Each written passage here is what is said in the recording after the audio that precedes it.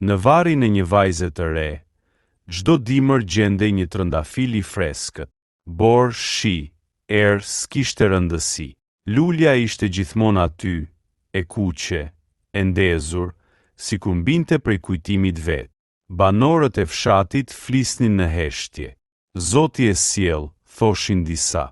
Të dashurit e vërtet nuk vdesin, thoshin të tjerë. Por askush s'dinte kush e sillte. Askush se kishte parë kur. Vetëm një gjurmë këpucësh që humbiste mes dëborës, çdo herë, çdo vit, në të njëjtin vend. Një mëngjes të ftohtë janari, një plak që dilte herët për bukë, pa një hije që afrohej ngadalë. Një burr i thinjur, me duar që i dridheshin nga mosha, po ecte drejt varrit. Në dorë mbante një trëndafil të vetëm.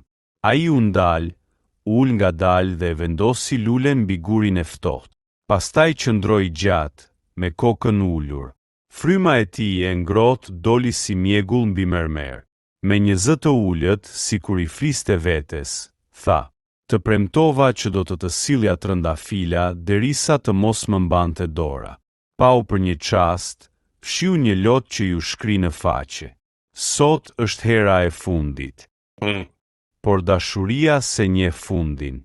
Pastaj u ngrit ngadalë, e vështroi edhe një herë gurin e varrit, sikur të donte ta merrte me vete në kujtesë, dhe u largua ngadalë, duke lënë pas gjurmët e tij në borë.